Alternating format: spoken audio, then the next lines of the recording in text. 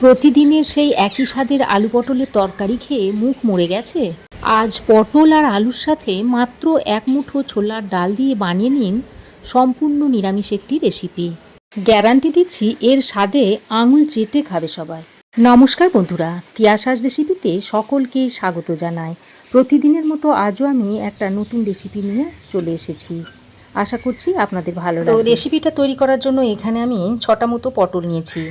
আর এই পটলের খোসাগুলোকে অল্প অল্প রেখে রেখে পটলটাকে কেটে নিয়েছি। আর পটলটাকে একটু কোনা করে কেটে নিয়েছি যাতে দেখতে সুন্দর লাগে। আর কাটার আগে পটলটাকে পরিষ্কার করে ধুয়ে নিয়েছিলাম। আর এই পটলে দেওয়ার জন্য আমি 2টো মিডিয়াম সাইজের আলুকে এরকম ডুমো ডুমো করে কেটে নিয়েছি। এবার আমি এই রেসিপির জন্য একটা বাটা মশলা তৈরি করে নিচ্ছি। তার জন্য একটা মিক্সিং জারের মধ্যে নিয়ে নিচ্ছি একটা মিডিয়াম সাইজের টমেটো, দিয়ে দিচ্ছি কয়েক টুকরো আদা, আর দিয়ে দিচ্ছি 2টো কাঁচা লঙ্কা। তারপর অল্প পরিমাণে একটু জল দিয়ে এই রকম একটা মিহি পেস্ট তৈরি করে নিয়েছি। এবার আমি সরাসরি রান্নাতে চলে এসেছি। তার জন্য কড়াই গরম করে দিয়ে দিচ্ছি পরিমাণ মতো সর্ষের তেল। আমি আজকে রান্নাটা সর্ষের তেলে করছি, আপনারা চাইলে সাদা তেল দিয়েও রান্নাটা করে নিতে পারেন। তো তেলটাকে ভালো করে গরম করে নিয়েছি। তারপর এই গরম তেলের মধ্যে অল্প পরিমাণে একটু নুন দিয়ে দিচ্ছি, আর দিয়ে দিচ্ছি সামান্য একটু হলুদের গুঁড়ো। এখন এই নুন আর হলুদের গুঁড়োটা দিয়ে ভালো করে তেলের সঙ্গে মিশিয়ে নিয়েছি। তারপর আমি এই কেটে রাখা আলুগুলো এর মধ্যে দিয়ে দিচ্ছি।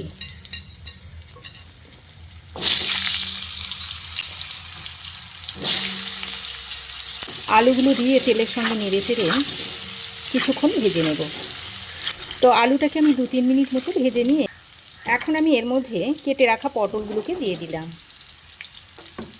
এবার এই পটলগুলোকেও আলুর সঙ্গে আরও কিছুক্ষণ ভেজে নেব। আর এই সময় গ্যাসের ফ্লেমটাকে মিডিয়ামে রেখে দেবো। তো আলু আর পটলটাকে আমি একসঙ্গে করে বেশ কিছুক্ষণ ভেজে নিয়েছি। আর মোটামুটি দেখুন একটু ভাজা হয়ে গেছে। আরও একটু আমি রং ধরিয়ে আলু পটলটাকে ভেজে নেব। তো দেখুন আলু আর পটলটাকে এইরকম একটু রং ধরিয়ে ভেজে নিয়েছি। এবার আমি এই ভাজা আলু আর পটলটাকে এইভাবে একটু তেলটা ছেঁকে তুলে নিচ্ছি।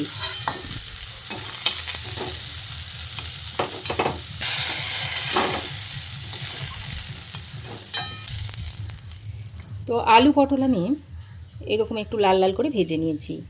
আলু পটল ভেজে তুলে নেওয়ার পর কড়াইয়ে যেটুকু তেল রয়েছে ওর সঙ্গে আরও সামান্য পরিমাপ একটু তেল দিয়ে দিচ্ছি।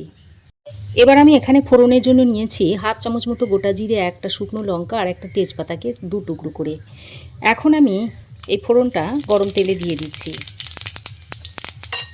তারপর ফোড়নটাকে কয়েক সেকেন্ড মিশিয়ে নিচ্ছি। আর গ্যাসের ফ্লেমটাকে একটু মিডিয়ামে করে দিয়েছি। তারপর এর মধ্যে 1 পিঞ্চ মতো হিং দিয়ে দিচ্ছি। যেহেতু আমি রেসিপিটা আজকে নিরামিষভাবে তৈরি করছি, একটু হিং দিলে খেতে ভালো লাগবে।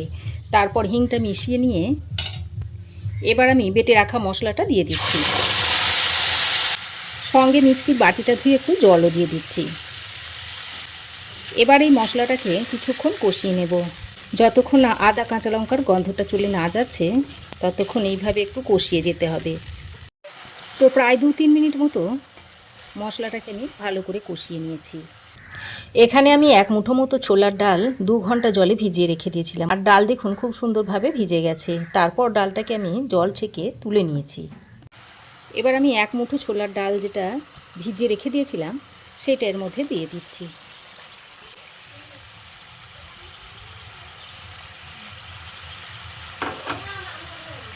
তারপর আবারও এই মশলার সঙ্গে ছোলার ডালটাকে ভালো করে কষিয়ে নিচ্ছি।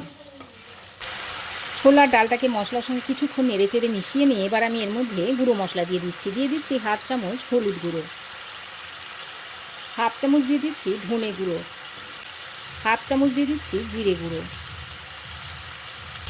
আর কালারের জন্য একটু কাশ্মীরি লঙ্কার গুঁড়ো দিয়ে দিলাম। এবার মশলাটাকে ছোলার ডালের সঙ্গে খুব ভালো করে একটু কষিয়ে নিচ্ছি। আর এই সময় আমি অল্প পরিমাণে একটু জল দিয়ে ছোলার ডালের সঙ্গে মশলাটাকে বেশ খানিকক্ষণ সময় ধরে কষিয়ে নেব। এতে করে ছোলার ডালের মধ্যে মশলাটা খুব ভালোভাবে মিশে যাবে। তবে যে কোনো রান্নায় যদি একটু ভালো করে কষিয়ে কষিয়ে রান্না করেন তাহলে দেখবেন সেই রান্নার টেস্ট কিন্তু খুবই সুন্দর হয়। তো বেশ কিছুক্ষণ সময় ধরে ছোলার ডাল আর মশলাটাকে একসঙ্গে করে কষিয়ে নিয়েছি। এখন আমি এর মধ্যে পরিমাণ মতো গরম জল দিয়ে দিলাম। এতে করে ছোলার ডালটা ভালোভাবে সেদ্ধ হয়ে যাবে। তারপর নেড়েচেড়ে মিশিয়ে নিয়ে এখন আমি একটা ঢাকনা দিয়ে 4-5 মিনিট মতো এইভাবে রান্না করে নিচ্ছি। তো দেখুন 4-5 মিনিট মতো ঢাকা দিয়ে ছোলার ডালটাকে আমি রান্না করে নিয়েছি। আর ছোলার ডালটা মোটামুটি অনেকটাই সেদ্ধ হয়ে গেছে। এবার আমি এখানে 1 চামচ মতো দুধের সর নিয়েছি, সেই দুধের সরটা এখানে দিয়ে দিলাম। ছোলার ডালের সঙ্গে খুব ভালো করে মিশিয়ে নিচ্ছি। বন্ধুরা, যদি আপনাদের কাছে দুধের সর থাকে তো অবশ্যই দিয়ে দেবেন, তাহলে রেসিপিটা খেতে খুবই ভালো হবে। তো দুধের সরটা দিয়ে ভালো করে মিশিয়ে নিয়েছি। তারপর আমি এখানে স্বাদ মতো নুনটা দিয়ে দিচ্ছি। আর টেস্টটাকে ব্যালেন্স করার জন্য অল্প পরিমাণে একটু চিনি দিয়ে দিলাম। এবার এই নুন আর চিনিটাকে ছোলার ডালের সঙ্গে ভালো করে মিশিয়ে নিচ্ছি। তারপর ভেজে রাখা আলু আর পটলটাকে দিয়ে দিচ্ছি। এবার ভাজা আলু পটলটা দিয়ে এই ছোলার ডালের সঙ্গে খুব ভালো করে মিশিয়ে নিচ্ছি। আর এইভাবে একটু ভালো করে মিশিয়ে নেবেন। যে কোনো তরকারি যদি একটু ভালো করে কষিয়ে কষিয়ে রান্না করেন, সেই তরকারির স্বাদ কিন্তু বাড়ে। তো আলু, ছোলার ডাল, পটল আমি বেশ খানিকক্ষণ সময় ধরে মিশিয়ে নিয়েছি। এবার আমি এর মধ্যে পরিমাণ মতো জল দিয়ে দিচ্ছি। খুব বেশি জল আমি দেব না, কারণ ছোলার ডালটাকে আমি আগে থেকেই 80% মতো সেদ্ধ করে নিয়েছি, তাই খুব বেশি জল দেওয়ার দরকার নেই। তো গরম জলটা দিয়ে খুব ভালো করে আলু, ছোলার ডাল, পটলের সঙ্গে মিশিয়ে নিয়েছি। এখন আমি এর মধ্যে 3টে কাঁচা লঙ্কা দিয়ে দিলাম, যাতে ফ্লেভারটা ভালো হয়। তারপর একটা ঢাকনা লাগিয়ে 6-7 মিনিট রান্না করে নেব। তো আলু পটলটাকে ঢাকা দিয়ে 6-7 মিনিট মতো রান্না করে নিয়েছি। আর দেখুন আলু পটল খুব ভালোভাবে সেদ্ধ হয়ে গেছে। আর দেখুন ছোলার ডালটাও কত সুন্দর সেদ্ধ হয়েছে। দেখুন সেদ্ধ হয়েছে অথচ গলে যায়নি, এই রকমই সেদ্ধটা করে নিতে হবে। এবার আমি 1 মুঠো মতো কুচনো নারকেল ঘিয়ে ভেজে নিয়েছি, সেটা এখন এর মধ্যে দিয়ে দিচ্ছি। নারকেলটা দেওয়ার কারণে এই রান্নার স্বাদ কিন্তু আরও দ্বিগুণভাবে বেড়ে যাবে। এইভাবে বন্ধুরা আপনারা একবার তৈরি করে খেয়ে দেখবেন, খেলেই বুঝতে পারবেন যে এর স্বাদ কত সুন্দর। তো ঘিয়ে ভাজা নারকেলটা দিয়ে আলু পটলের সঙ্গে ভালো করে মিশিয়ে নিয়েছি। এবার সবশেষে অল্প একটু গরম মশলার গুঁড়ো ছড়িয়ে দিচ্ছি। গরম মশলার গুঁড়োটা দিয়ে গ্যাসের ফ্লেমটাকে হাইতে রেখে এইভাবে একটু নেড়েচেড়ে সব কিছুকে মিশিয়ে নিচ্ছি।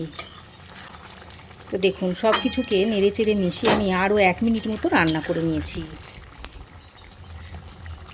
আর রান্নাটা দেখুন এখন সার্ভ করার জন্য একেবারেই রেডি হয়ে গেছে। এবার এটা আপনারা রুটি, পরোটা, ভাত যে কোনো কিছুর সঙ্গেই খেতে পারবেন।